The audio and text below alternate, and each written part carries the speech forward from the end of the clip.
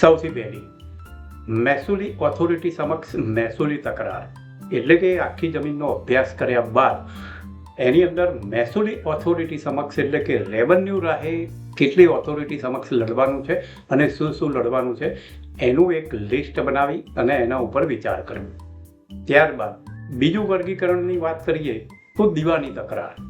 તો દીવાની તકરારની અંદર એ જમીનના રેકર્ડનો અભ્યાસ કર્યા પછી તમારે એવું નક્કી કરવાનું છે કે આ જમીનની મેટરની અંદર કેટલી બાબતો માટે દીવાની રાહે દાદ મેળવવાની હોય છે એ નક્કી કરીને એનું લિસ્ટ બનાવવાનું હોય છે. ત્યારબાદ ત્રીજું વર્ગીકરણ આપણે કરીએ છીએ કે ફોજદારી તકરાર.